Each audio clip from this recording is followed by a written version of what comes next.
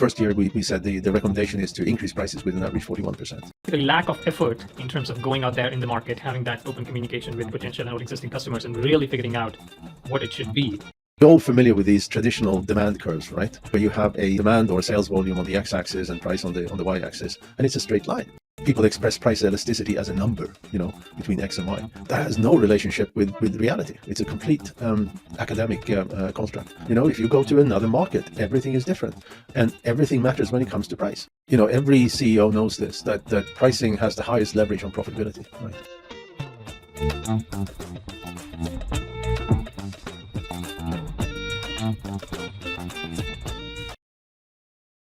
Hello. Welcome to the Strategy of Finance podcast, where we celebrate the profession and the professionals in the world of finance.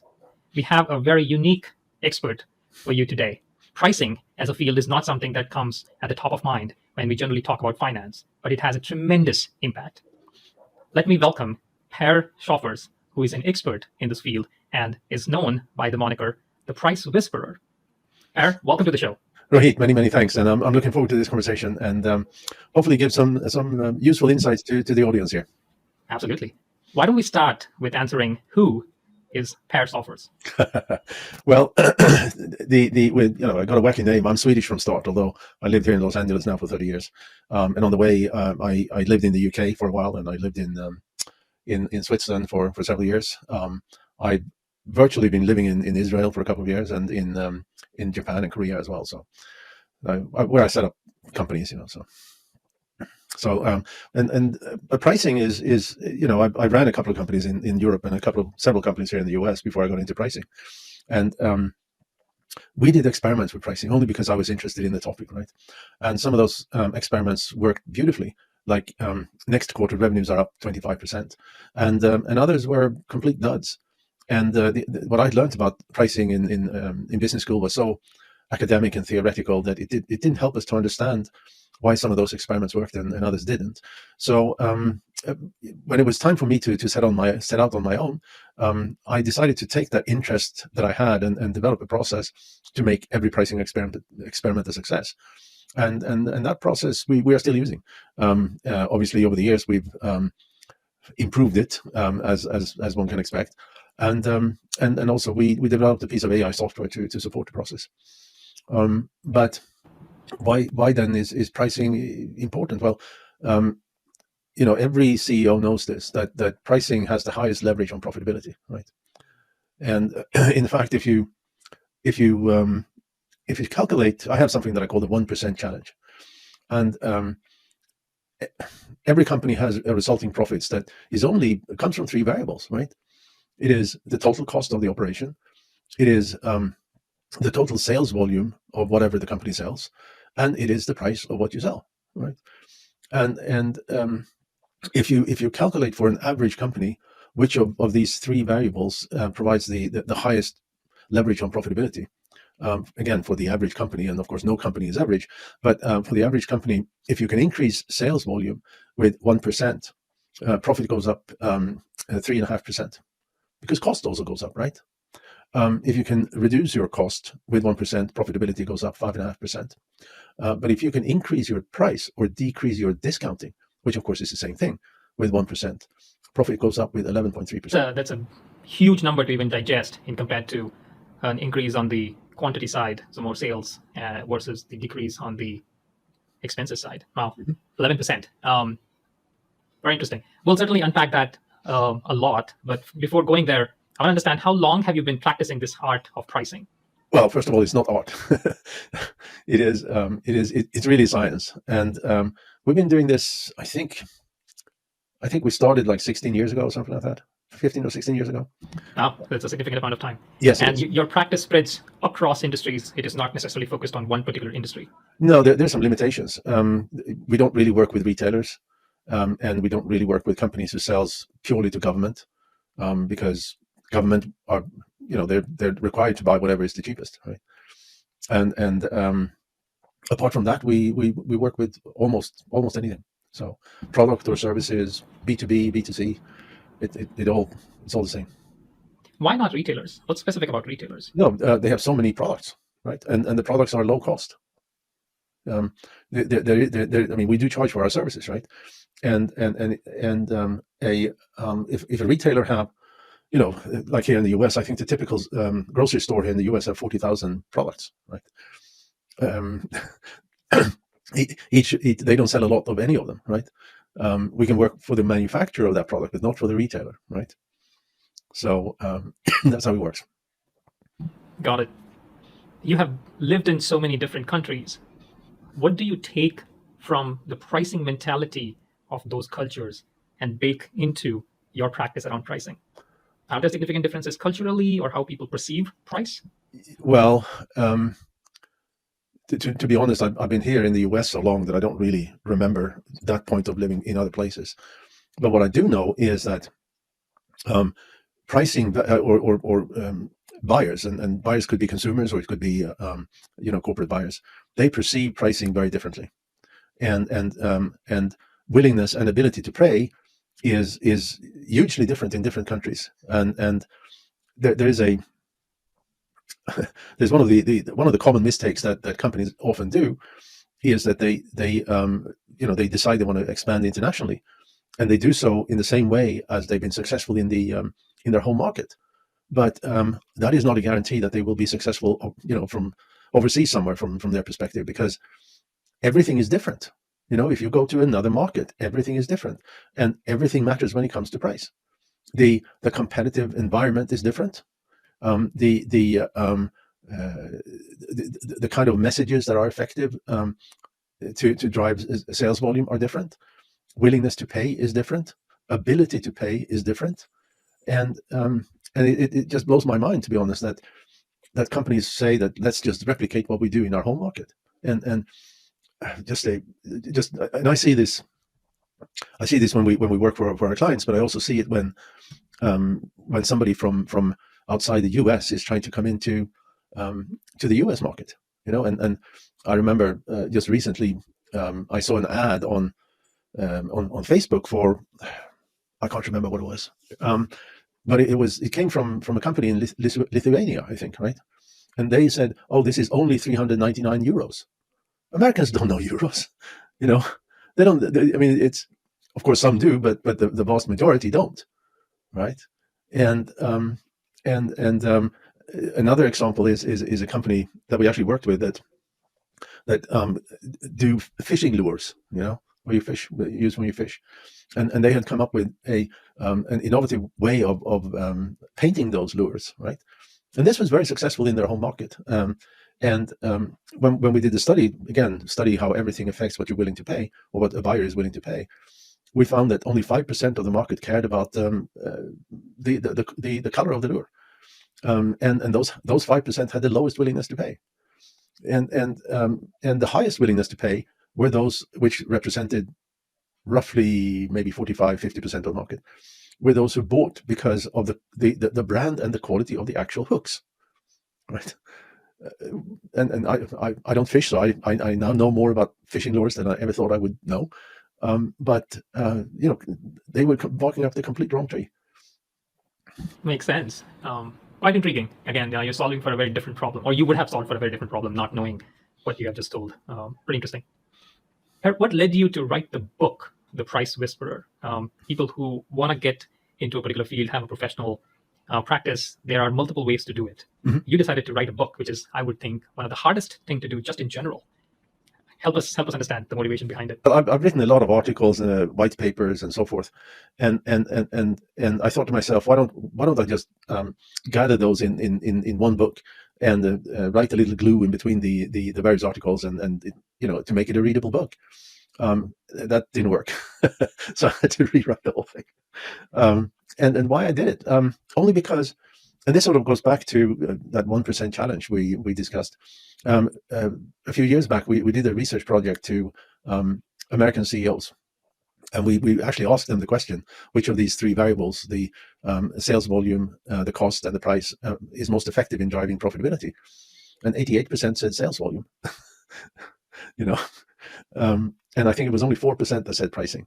So there is a tremendous amount of education that needs to happen.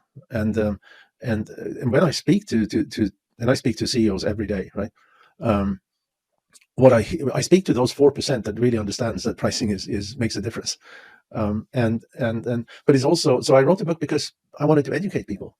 It's not the only pricing book out there, but I've read many of them, not all of them, but many of them, and they many of them just focuses on the stuff that they teach you in business school. They're written by academics without actual business experience, and I mean, we've all. Let me just tell you a little story here again. We're all familiar with these traditional demand curves, right? Where you have demand or sales volume on the x-axis and price on the y-axis, and it's a straight line, right? And people express price elasticity as a number, between x and y, and that has no relationship with reality. It's a complete academic construct. And a couple of years back, I was asked to provide some comments on a pricing article that was written by some professor in marketing at Harvard University, and that of course included those straight line demand curves. And I told the guy that this is false. You are teaching your students something that is not real. Why do you do that?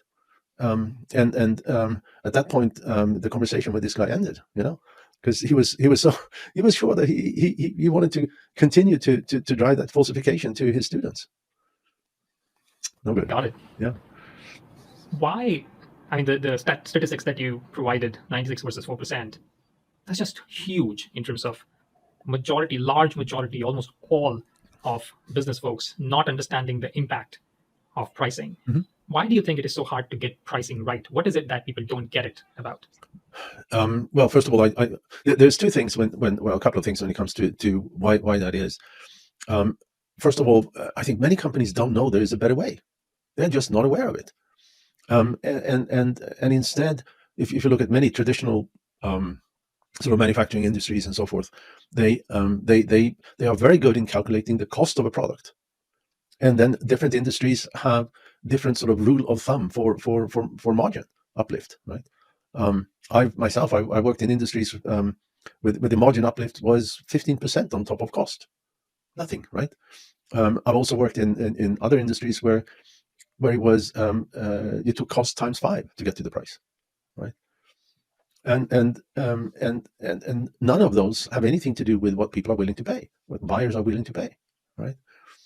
And there's a cost plus and it's easy.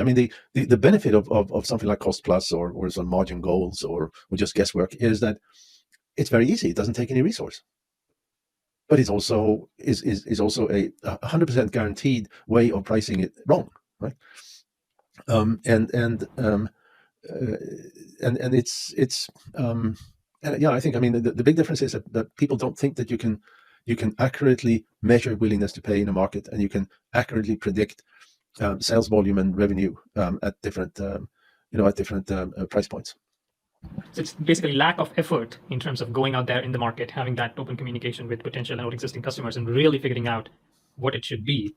That kind of deterred people to say, hey, let's take the easy route, and we're going to mark it up X percentage on the cost or a certain multiple on the cost, and have the pricing set that way. Yeah, exactly. And and the cost plus pricing has one issue here. Imagine that you have a product, say, that cost the company $50 to manufacture, and then in their particular industry they double the manufacturing cost, so the price is going to be $100. Then imagine further that the company with some effort managed to decrease the manufacturing cost to $40. Okay, then the price goes down to $80, and what they've just done is to shoot themselves in the foot, because their margin also went down from $50 to $40, right?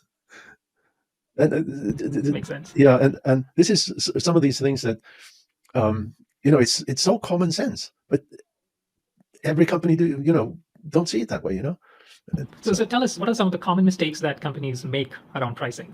Well, we talked about the cost plus is a mistake, that's for sure. It doesn't mean that cost is irrelevant. Cost is very relevant, but it should not be used for setting price, right? And you want to make sure that your cost obviously is below your price. Let me tell you another story on this. We recently did a project for a new company coming out with a one of these baby seats you have in the back of your car, for safety reasons. And this particular product is a very high end product, really really premium. The it's more safe than other car seats and so forth. And the company had wanted to go to market with price between $1,000 and $1,200 for this, and the typical price for one of these seats are $350, so very much premium. Now the market were willing to pay up to $500 for the premium features, right? But not 1,000 and not 1,200. Then the bad news was that manufacturing cost of this device was $550, right? So, I mean, yes, of course they will sell a few at $1,000, but they won't sell very many, right? And that's where sort of cost plus comes in, right? They want to make sure that they did the right margin, and by which is fine. The problem is that landed the price, so their actual sales volume will be a pittance. So cost plus is obviously a mistake. Another mistake is to use sort of margin goals that is often set by the board of a company. We need to have this blended margin, right? Which is another way of talking about it. It's really cost plus again, right? And then if the company have a multitude of products, they say things like, we need to have the same margin on all products, right? No, you don't. Because each product will have a buyer with a certain willingness to pay, and another product will have a buyer with another willingness to pay, and the cost of those products and the margin on those products should be different to match that willingness to pay. Another very common mistake is to see a market as homogeneous, and no market is homogeneous. There are always segments of a market that has a higher willingness to buy and a higher willingness to pay. And you need to, a company needs to understand how they should target their go-to-market strategy, really, messaging and so forth, towards that market segment that would support higher sales volume at higher, more profitable prices. If we go back to the baby seat, for example, this particular company said, we are going to focus on those with older cars because they're not as safe. Makes sense. But it's those with newer cars that are willing to pay higher prices for this device, right? They also said, and we are going to focus on those who have premium cars. They call it the Mercedes crowd, right? No, it is the folks driving Toyotas that are willing to pay higher prices for this baby seat. So they got it all wrong because it was all based on gut feel. No, there was no science here, Or I think it's interesting because maybe the Mercedes crowd has better cars with, automatic stopping and kind of braking and all those kind of things, where their perceived value from a super high-end car seat might not be as much. So I think that is kind of the layer 2, layer 3 unpeeling, if you will, that needs to be done, rather than just saying, okay, somebody's paying X, high price for something, so they're going to pay high price for my product as well. Quite interesting. I'm curious though, as we've talked about this case study a couple of times, what ended up being your suggestion to them? Do they have to, because it's kind of like an impasse, right? Where it seems like 500, 600 is the right premium pricing, but then that's kind of pretty close to their cost of producing the product itself. Yeah, well, this particular company has spent millions developing this product, right? And what they're in the process of doing is finding ways of reducing cost, and instead of having a single premium product, to have a good, better, best product strategy, so that they can sell something and make a reasonable product down at $500. And then sort of upsell the more premium versions. I'm curious there in terms of the good, better, best. Does the good need to be then closer to 300, which is kind of the general market pricing, and then you ramp it up from there, or the good itself could be 500? No, the good itself is going to be around 500, and what the difference in this particular case is that the design is going to be the same, so it's going to have the same safety, but the materials are not going to be as exclusive as in the more more expensive versions. So, very interesting. So, why don't we talk about any specific industries or type of products or services where pricing is more important than others, or you think it's kind of the importance is ubiquitous across the industry, other than of course retail and government that you talked about? You're talking about other industries that you typically work with. Do you see the importance across the board, or is it there also there's a big difference? No, I don't. The pricing is is important. Well, we talked about how pricing affects profitability, and it's the profit. And this is also, oddly enough, unbeknownst by too many business leaders, that it is profit that drives a company, right? And why is profit so important? Well, first off, if you don't have profits, eventually you will run out of cash, right? If you're like a normal company, you can be unprofitable for a little while. You can go and borrow money and so forth, or you can ask existing investors for more money. There's some outliers. I mean, companies who's been unprofitable for a very long time because there's a pot of gold at the end of it, but that's unusual, right? I'm thinking, for example, on Amazon, right? I think they were unprofitable for 18 years or something like that, before they finally decided that, okay, now we're going to become profitable and eke out a resulting profit of just under 1% of revenue. That's not a very good margin, right? But the reason profits are important is because it provides the company the resource for more market development. It gives the company more resource for product development and so forth. And let me give you another example. A company we worked with like 8 years ago, or something like that.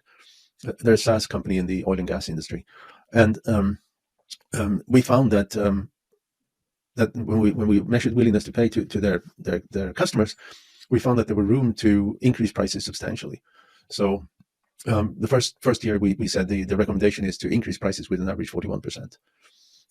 The company had 17,000 customers at that point. And we helped them to defend the price increase. What kind of messages should you use and so forth. We trained the customer-facing staff on how to meet any objections and so forth. And the result of this 41% increase was that they didn't lose a single customer, right? Because it was defended the right way. The company at the time before we worked with them were about $12 million. So a fairly small company. And then the following year we did the same thing, and then we doubled their prices. And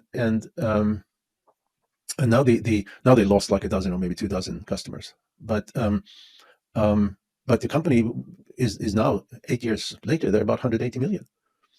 And they, because they got so much more resource for product development, for market development, they also had resource enough to buy one of their competitors, right? So, yeah. That's amazing. That's amazing. Just to think about the sheer size of impact that pricing change had. How often, you mentioned the first year they did 41%, the second year they doubled it, so 100%. Yeah. How often and how sooner can you do price increases? Well, first of all, you should do price increases every year, right? With a few percent. It's not going to make a huge difference the first year, but after 5 years, that compounded 2-3% have made a difference, right? And small price changes like that is the buyers to a company. If you have repeat buyers, they're not going to make any. They're not going to notice, right? And if nothing else, it's to keep pace with inflation, right? And how often you should do other price adjustments is really depending on how quickly a market develops. How new competitors comes in, how new technologies affects the product or services that a company may sell, how maybe different government regulations may change what buyers are willing to pay. I mean, for example, here in California, recently there was a new rule here saying that the minimum wage for fast food workers has to increase to $20 an hour. This happened 3 weeks ago. And there's one sort of iconic burger chain here, no names, that I know, in the effort to keep keep their low prices, because they are low priced, keep their low prices. They've been reducing the amount of beef in their burgers to keep costs under control. So now, should they be forced to decrease the burger patty even more to compensate for that higher minimum wage, it would eliminate beef altogether, right? So they had to increase prices, Shrinkflation of a different kind, I guess. Yeah, of a different kind, yes. And this goes on in the burger industry for a long time. There was another iconic advertising for maybe in the 80s or thereabouts, where there are three elderly ladies looking at a burger from a competitor to the people doing the ad, and they said, "Where's the beef?" you know. Um, so so so and so different industries change differently, and at different speeds. The obviously the high tech industry is what I think is, moves the fastest. So there you need to be quick on your feet and make changes to prices on fairly frequently, right? And then there are other industries that work very slowly. Another, I'm doing a lot of stories here. I hope that's okay. The I spoke to the CEO of this company making mechanical micrometers, to measure very fine mechanical tolerances. And he said, we can't hold prices. We have to discount too much to get the business, and so forth. And so I asked him what he thought the reason was, and he said, "Well, we still consider the new guys on the block. We haven't fully established ourselves in the industry, and so forth." So I asked him, "Okay, when was the company founded?" And he said 1926. That is a slow moving market. Right. Certainly. Wow. Quite funny. So there is, I guess, the inherent amongst the ability to increase the price is the pricing power, right? How much can I increase? Can you define what that really is, and how can a company really figure out what kind of pricing power they have in the market? Well, pricing power was actually, it's a term that was coined by Warren Buffett. He was interviewed by, I think, the FCC during the financial crisis 2008, and what he said then is that his main criterion for investing in a company is whether it has pricing power or not. And then he also defined what he meant with pricing power, and he said that pricing power is the ability to increase prices without losing sales volume, right? And so how do you gain pricing power? Well, pricing power always comes from differentiation, right? If what you're selling is a commodity, low price, I mean, a commodity is sold on low price only, right? The more commoditized a product or a service is, the more important a low price is. But if you can differentiate yourself in ways that are meaningful to the buyers, you get some level of pricing power. And let me give you another example of this.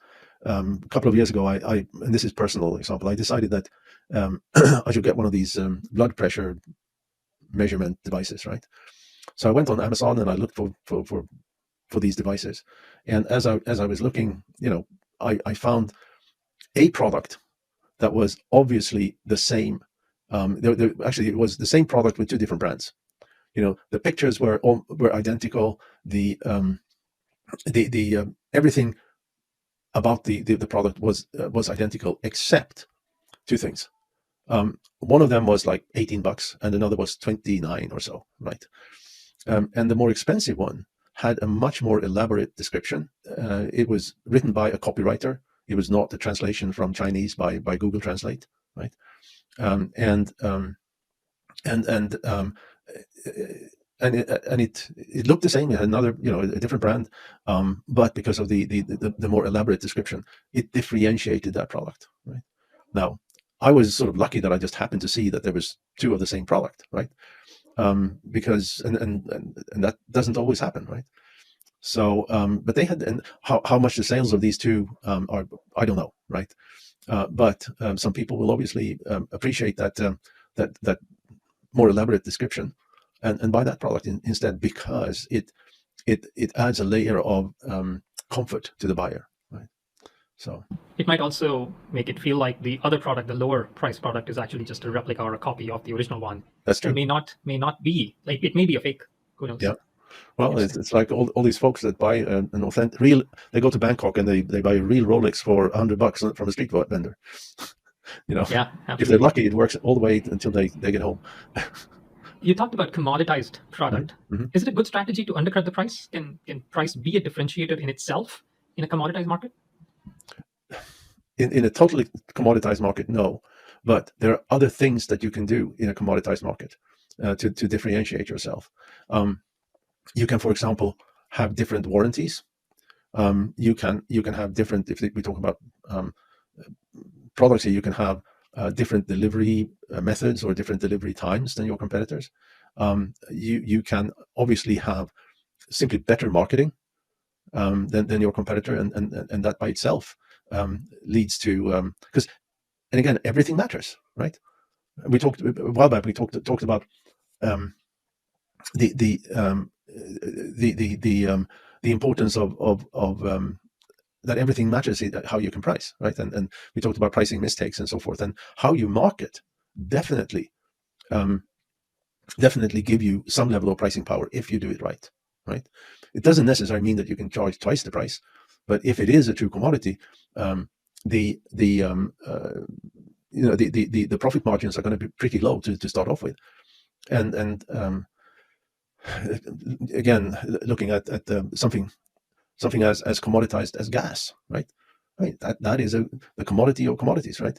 And you have these companies selling fuel, and they try to convince you that just their additive, that nobody knows actually makes any difference, that their additive is a little better than the other guy's additive, and that they for that reason can charge 5% more, right? Yeah, yeah, quite interesting. You know. You mentioned about right price Mhm. many times. Can you tell us how can a company get to the right price for their products? What is the broad brush process, or what is the framework that they could think about Well, to get to the right price? what company we also talked about mistakes, and what companies often do is that they do price testing, right? But since everything matters when you price testing doesn't work, right? Because imagine that you want to test 6 different prices. Imagine that because everything matters, that together with that, you also want to try and see how 3 different marketing channels affects sales volume and profits, how 6 different marketing messages in these channels affects how you can charge. Um, you want to maybe try 3 different sales channels with 3 different sales methodologies, and you want to maybe try to stratify your price in 6 different ways, and you end up with 15,000 combinations, right? Price testing only works when you look at price as would it live in a vacuum, but it doesn't, right? And again, let me tell you and the audience another story here. This company that came to us and said, we tried to increase prices 7 years ago and it backfired badly, right? Now we need to do it, right? So now we need to do it the right way. And what we found in the study that we did for this company was that if they change their marketing message and how they position themselves in the market, they do sell a commodity, right? If they change that marketing message and positioning, there was room to increase prices. So they changed that according, following our advice and following our consequent pricing advice as well. And in 1 week, they went from a $200 million to a $240 million company, right? Because suddenly they could, with a different positioning, there was room to increase price. That's awesome. Super, super impactful. Wow. I mean, 40 million of top line increase in a week. Mhm. Very nice. Yeah. In your book, The Mhm. Price Whisperer, you discuss leveraging consumer perception. Could you share an example of how a change in perception can significantly impact pricing? Can you maybe elaborate on this particular example that you gave, where maybe it was positioning that led to a change in perception, or another example? Can you amplify that for us? Well, it's much again is based on how you market yourself, and the I mean, in this case I just mentioned, there was no change in the product, right? It was just that the company came up with a value perception that was how should I say, that better resonated with what people were looking for, right? And what they used to have in this case was a fairly technical value description and a fairly technical description of their product, so to speak. And we changed that to something just very onto benefits instead, right? And some companies have managed to create sort of a lure of that is, I mean, it is, I mean, look at Apple, right? The iPhone is, it's not even the compared to all the various Korean and Chinese phones out there, it's technically inferior, right? And yet they managed to charge at least like twice the prices, right? Because they have, through years and years of marketing, positioned themselves completely different in the marketplace. right? And that is what makes a difference in this case. So, and you mentioned the title of my book. The subtitle is actually more important, and the subtitle is a holistic approach to pricing power. And it's that absolutely important understanding that, and I've said this several times already, that everything matters when it comes to pricing, because everything affects how you can price. If you go to market with the wrong message, you're not going to be able to price as profitably as those who have the right message.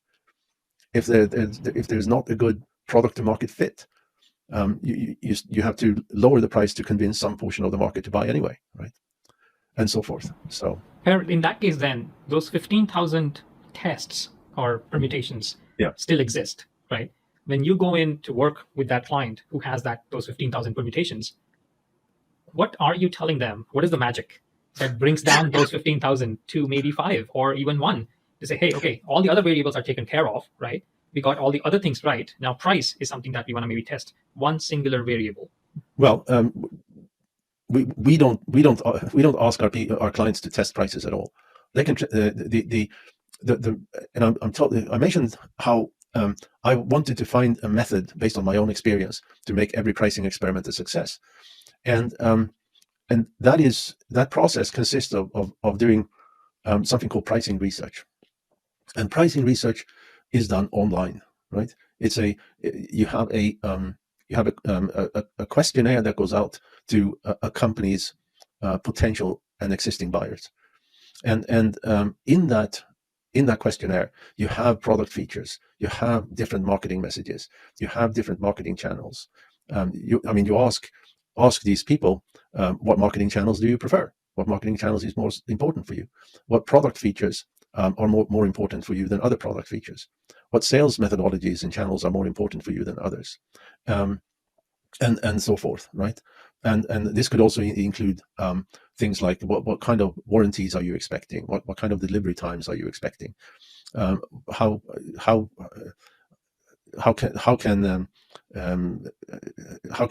can all of this be eventually tied together into that holistic view? And then we can accurately predict sales volume and revenue for all these variables, right? And it's then possible to say if a company focuses on this particular market segment, whatever that market segment is. And this is often, if it's B2B, it may be a certain industry, it may be a certain title or whatever. For example, we worked with companies who had some success in B2B selling training services to HR departments. But HR departments have very low budgets. Well, okay, so they wanted to find a way to sell to the C-levels. And they could do that if they were using different messages, right? So because the C-level folks care about different things than the HR people do. So we can define the customer target, the messages that those want to hear to support more profitable prices, the channels where they want to hear them to support higher prices and more profits, the sales methodologies and the sales channels that also support higher. We just did a little project for a company that sells something as commoditized as when they do a survey, they put wooden sticks in the ground. This is where we're going to dig, and that comes from surveyors. And in this particular case, the company sells these wooden stakes through retailers. 58% of the buyers want to buy it directly from the manufacturer, right? So that changes how this company is going to go to market, right? Makes a ton of sense. Yeah. You have another paradoxical but beautiful quote in your book, which reads as, consumer behavior is irrational, but predictable. Does that predictability comes through the survey that you mentioned, Absolutely. or did you mean something else? Well, no, absolutely. It's people make rational decisions, but they're predictable because when you talk to a lot of people, we have the benefit of getting the wisdom of the crowd, right?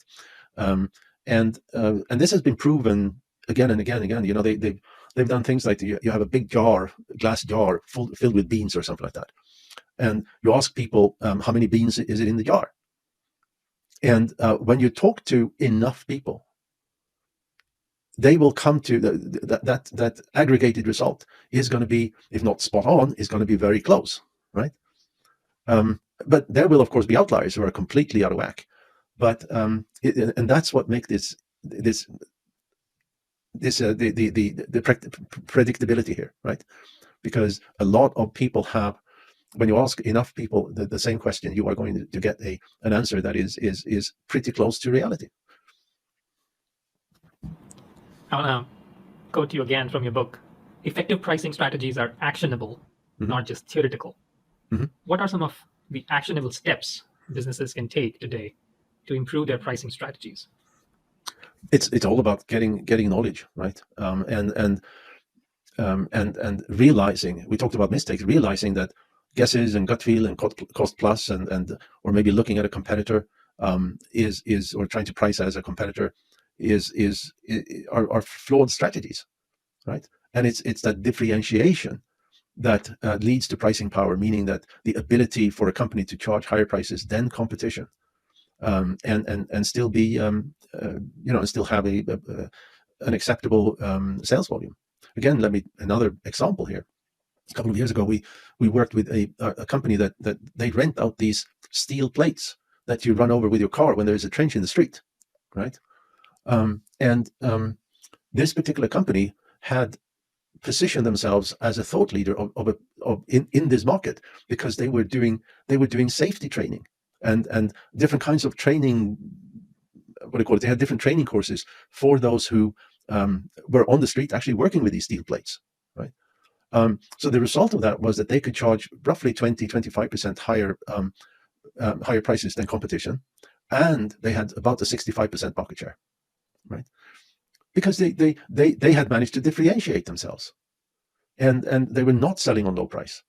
They were selling. For example, I now know more about steel plates than I ever thought I would know. But in this case, they had when they delivered these steel plates to a work site on some street somewhere, they had two people in the truck. The competitor had one person. And having two people in the truck meant that one guy could direct the driver to put the plates exactly where they should be, right? Very simple, but that was a differentiator that those who buys or sort of rent those steel plates makes a difference for them, right? It's quite interesting, I guess. As a first thing, leaders can just unlock their minds and say, there is something that we can do to better our price. I think that acceptability is perhaps the first thing to really start that journey, because I would imagine it's not one and done, as you had mentioned, in your examples as well.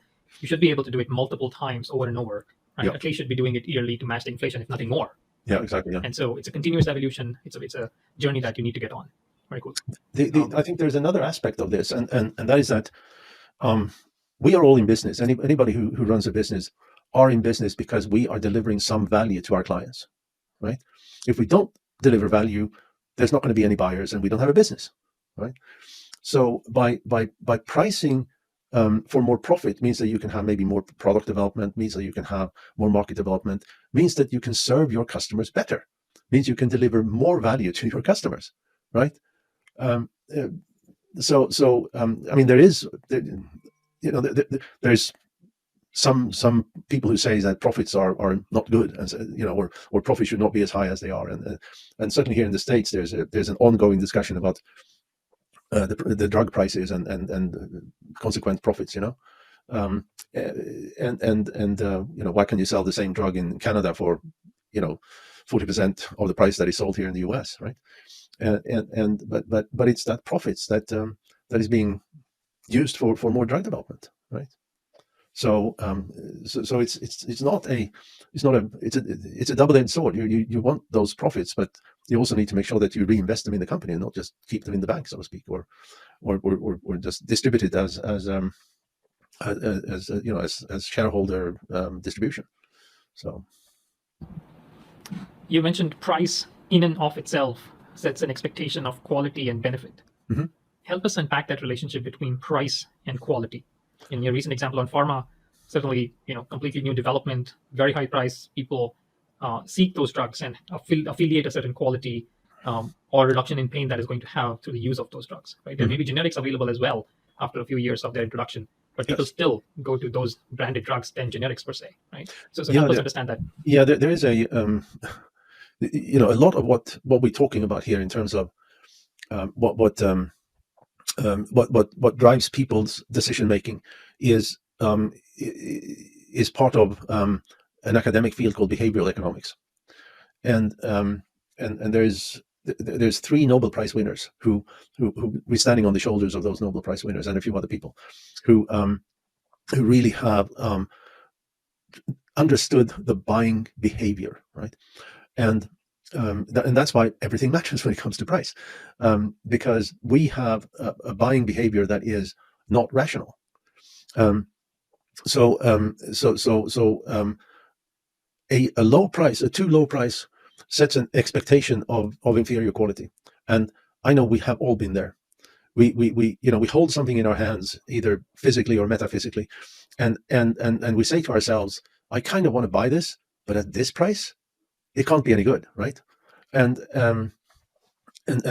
so a too low price sets an expectation of inferior quality, and but then also the result of that purchase, once you've done it, is also affected by the price, right?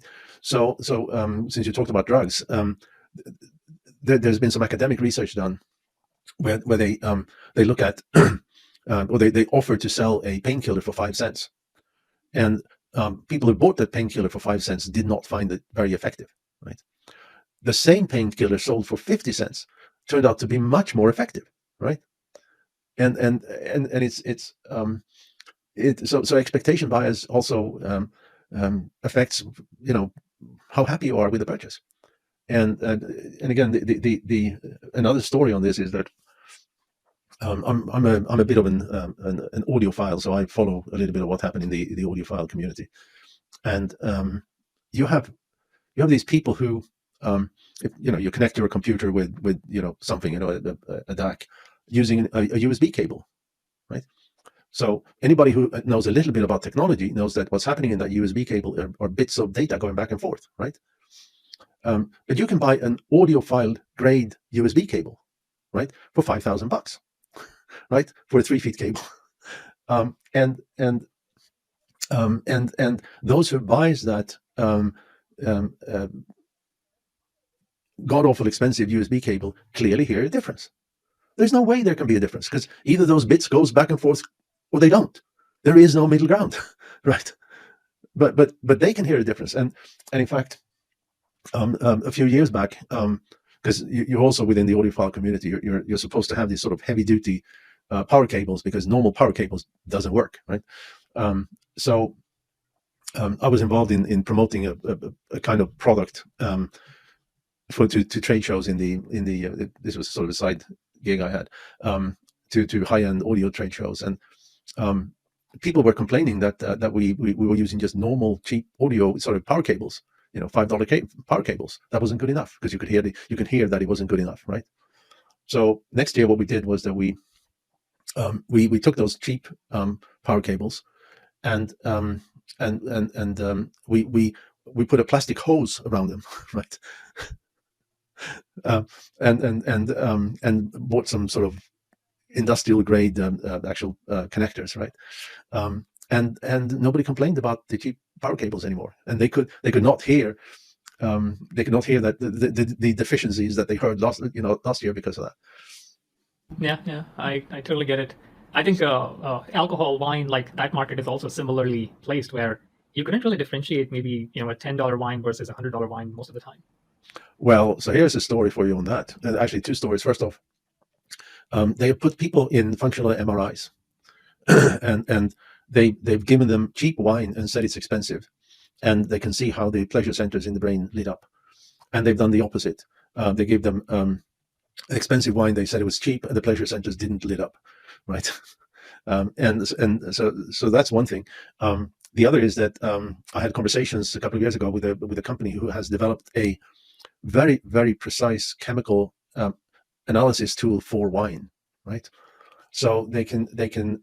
the idea behind this one was that if you like one wine with a certain profile based on the chemicals, you should like another wine with a similar profile.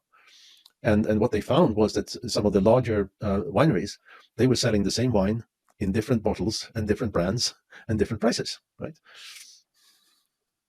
Oh my God. Oh my God. Yep. Yeah, thank God someone figured it out.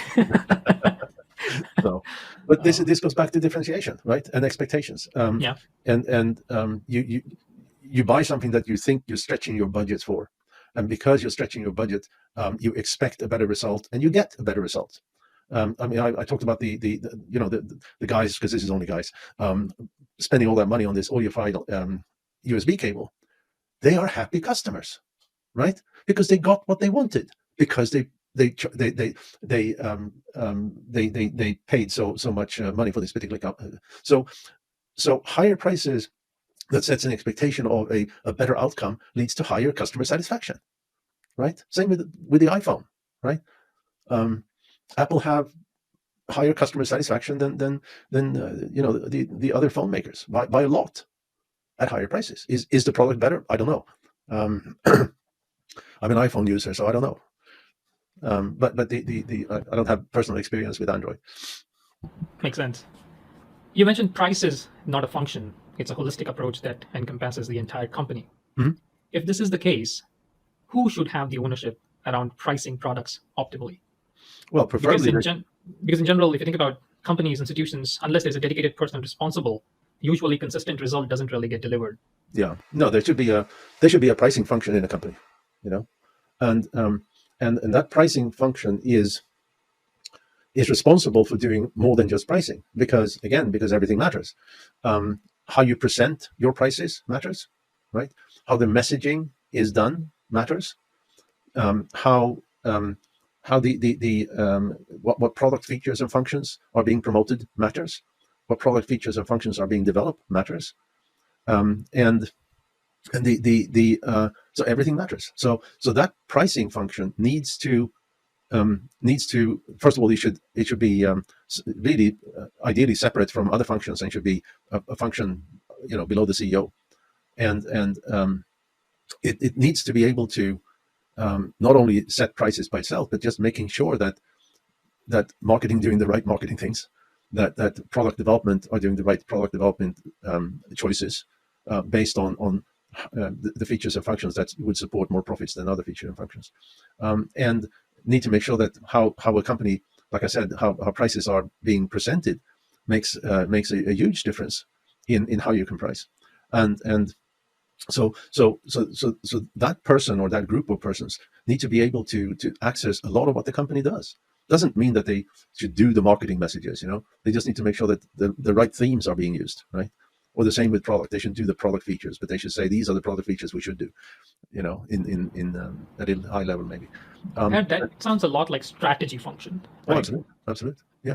Should strategy function and pricing function be different, or they can be the same function doing two? That's a very interesting. I haven't really thought about that. That's a very interesting conclusion. And traditionally, the pricing function, when there is a pricing function in a company, does not do strategy, right? But it makes total sense for strategy and pricing to be combined, or at least joined by the hip, right? The most of current pricing functions, if you like, are there to accurately, or as accurately as possible, calculate the cost of a product or a service, so that they can slap on that cost plus margin that the company have decided to use, right? Not all of them are like that, but many of them are like that. So before the recording, we've talked about companies having multiple thousands of people in the pricing function, right? Few e-commerce retailers and so on, right? Mm-hmm. Where they're literally pricing each SKU. Mm-hmm. And so those are, I guess, the kind of people who are perhaps trying to figure out cost plus kind of a model or something around that. Right? Mm-hmm. If you were to advise a company on standing up a pricing function ground up, when do you think should they hire their first in-house pricing expert? Well, really, when it's a full-time job, and so that then depends on how many products or services they have, how often they change those, how quickly they're growing, and so forth. So but we talked about one thing that I think is really important, and I mentioned the importance on how you present prices is and that goes into something called price anchoring. As humans, we cannot not compare numbers. When we see two numbers, we always compare them. And what that means for pricing is that when you present a price to a potential buyer, that potential buyer should have been exposed to a number, preferably a price, before you present the price of what you want to sell, right? and this is called price anchoring, because if you see a really high price first, whatever then you want to buy, or what the seller want to sell at a lower price, will appear more affordable. That's such an interesting thought, and perhaps so counterintuitive to everything we saw on all of the pricing pages, at least certainly across all software companies, where the pricing starts as whatever light or basic to pro to enterprise, and the price is actually going up. Yeah, they should be the other way around. Go and look at MailChimp, for example, right? They have the first price you see when you go to MailChimp's pricing page is a price of, I think, $299, right? For some kind of enterprise something. The next option is $14.95, right? And the next option again is $9.99, right? So that $299 sits there just for anchoring purposes, right? Of course, there may be a few people that buys it, but not very many, right? But the most we talked about Apple. The most brilliant use of price anchoring I've ever seen was when Apple came out with the watch. What was that, 5 years ago, 6 years ago? So they had the regular Apple Watch at $349. Then they had a identical electronics in a golden case for $17,000, right? And of course, every journalist who covered this launch of that product, and every potential buyers who follow those journalists, were exposed to the 17,000 versus 349, right? And that 349 became more and more and more affordable, right? So this really works, right? And so a friend of mine who runs a restaurant here in Los Angeles, and they were on the pricey side. It's a Thai restaurant, and they're normally quite low in prices. And he said, I want to increase prices. So I told him, on your menu, because the menu is a price list, right? On the menu, on the top left corner, put something god awful expensive, right? And he said, well, we have this fish that is unique to us, and we can use that as a sort of special for this restaurant, and put it in the top left corner, right? And then he increased his prices with 20% or something like that, right? In this new menu. And as I followed up with him, he said, sales volume are up, right? So this really works. It can also work in a different way. And again, talking about the how you present prices in general. I had a discussion with a fairly large public company whose name I should not say, but they came to me and said, we've never been profitable, and this is like a $12 billion company, right? We've never been profitable. And our investors now tells us that they are not willing to support us with any more money. So we have to become profitable. And every time we try to increase our prices, we get a backlash. Sales volume just drops. Can you help us? And I just looked at their pricing page on their website, and it was one of these long pages where you scrolled and you scrolled and you scrolled, and eventually you got to the price. And as I scrolled, what was repeated all the time was, we are cheap. We're the lowest in the industry. We are dirt cheap. You can't find a better price. And there was endorsement from people saying that we use this company because the prices are so low, yada, yada, yada.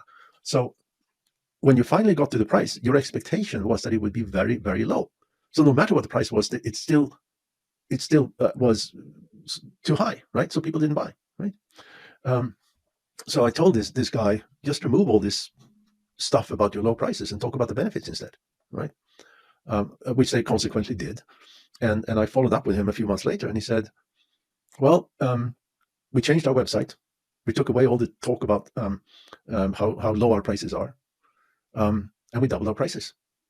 And we're now profitable because we haven't seen a drop in sales volume, right? So how you present prices always makes a huge difference. Awesome. Great anecdote, great story. What kind of OKRs, Per, should the pricing team have? Should they just carry a certain dollar amount or a certain percentage of growth? What should be their OKR? How should Well, the CEO judge? well, it really depends on the the how should I say the objectives of the company, the overall objectives. Some companies are hell bent for market share. And it's interesting that you mention OKRs because I don't know if you've I got exposed to it as opposed to KPIs, right? I got exposed to it by being recommended to read John Doerr's book called Measure What Matters, right? And one of the things that he says in the book is very interesting. He talked about YouTube, and they came up with the OKR for them was number of minutes watched as opposed to income, right? And then they said, if we can reach, and I think their target was 1 billion minutes a day. I mean, it's quite a bit. And because then income takes care of itself, right? So I think these for the pricing team, if there should be OKRs, it should be based on profitability, because profitability is at the end of the day what drives the company forward, right? Very cool. Let's talk about future of pricing. Mm-hmm. With technology evolving, you mentioned you have an AI product that you use in your work.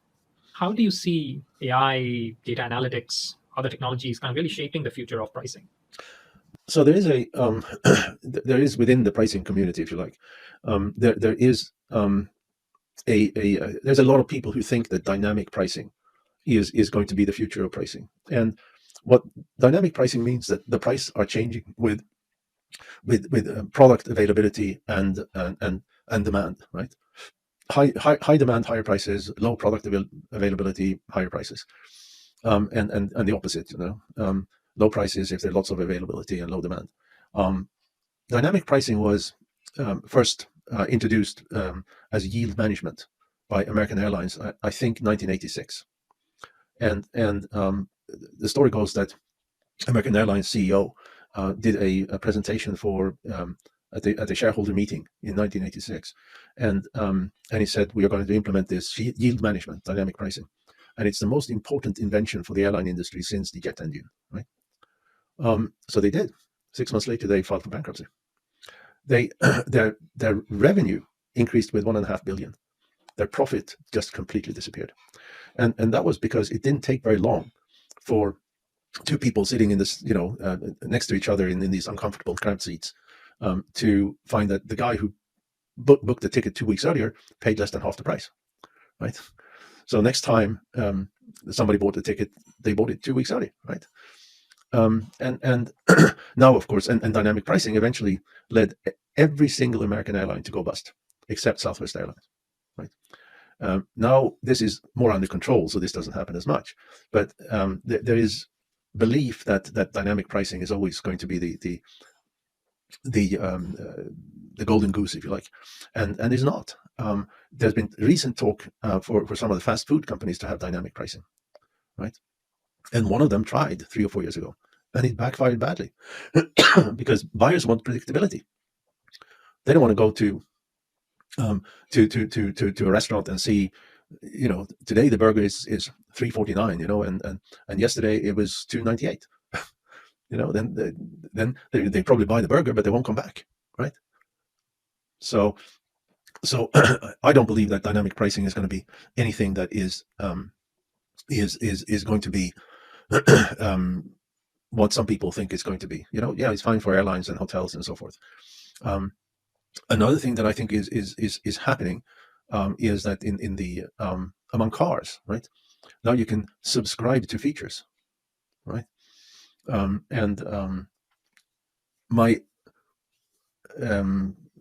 that just there's a backlash here. I mean, I'm reading that people hate it, right? Why should I have to pay $15 a month to the car vendor in order to have this feature on my infotainment system, right? But then again, I've been wrong before. So it's not something that I personally would do. I mean, my brother has a fairly new, brand new actually, was a few months old Mercedes, right? And he was supposed to again pay $15 a month to have CarPlay, Apple CarPlay functioning in his car. So he said, no way, so I won't buy it, right? He still bought the car though, which is another story, which I may not have done had I been presented with that particular choice, because it just rubs me the wrong way around. So Makes sense. pricing seems to be a very multifaceted function, if you will. There is no certain course or a stream or a qualification that you can go and get from an institute that makes you ready to emerge as a leader ultimately in your professional career in this space. Right? For anyone who is interested in pricing, what kind of traits or skills would you recommend those individuals to develop so that they can continue to emerge as leaders in their field? Well, if you look at what is really necessary, and we talked about, you can look at pricing the way that many companies look at pricing, which is really just a function of making sure they're not selling at a loss, right? That is something that you have a business analyst or an Excel jock do, right? But pricing, when you look at pricing from the perspective of driving a company forward, right? I think it's necessary to have actual business experience. You have to understand how a company works, right? From a senior management perspective, and you have to understand how people work, right? Because buyers are people, and all purchase decisions are made emotional by the limbic system, and if that purchase decision is and that purchase decision is then fed up to the up here to the prefrontal cortex, and we put rationale around it, right? But the decision is already made. We just need that for ourselves because we're supposed to be rational people, but we're not, and we make the wrong purchase decisions. A purchase decision is good enough. It's rarely optimal, and we talked about that several times here, how a company can influence how the buyer makes that decision, right? And this is not a bad thing, because you influence your buyer to make a decision leading to a happier customer, right? So I think really having an understanding of business and what I said, behavioral economics, is if you ever want to really understand how people make decisions, and buying decisions obviously are important. Very cool. That brings us to our lightning round. I think we'll have fun for a few minutes. Okay. Basically, that entails me asking you some very simple questions, and all I need are immediate responses from your side. Okay. All right, let's start with something simpler. Sweet or savory? What do you prefer? Savory. Books or podcasts? Books. Thinker or doer? That's a hard one. Thinker. Introvert or extrovert? Introvert. Scotch or whiskey? What is your guilty pleasure? Scotch. How does someone impress you? Intelligence. Right. If not a pricing expert, what would you be? Architect. Ah, very cool. If you could architect anything, what would you like to architect? Modern-looking single-family homes. Very cool. Ideal place for you to retire? The Amalfi Coast in Italy. All right. If you could teleport yourself right now, anywhere in the current times or in the past, where would you go and why? In the current time, or I'm not confused. Or in the past. Oh, You can go back in history as well. And do you want a quick answer? I would go back. I would go back to the time I spent in Tokyo in the early 90s. That was a great time. All right. Number one item on your bucket list right now? Reading more. Did you have role models professionally, personally? Not really. Okay. The last one. Describe yourself in 3 words. Analytic, intelligent, and practical. Very cool. Per, this has been an amazing show. I think the pricing in general is a pretty intriguing topic, and with all the stories that you have shared on of the work that you've done has made it even more special. So thank you so much for your time and all the intelligence that you have shared with us. Thank you so much, Rohit, and I hope the audience like it. I'm sure they will. Thank you. Thanks. Well, that brings us to the end of this episode. We hope you'll find at least one nugget that is beneficial to you.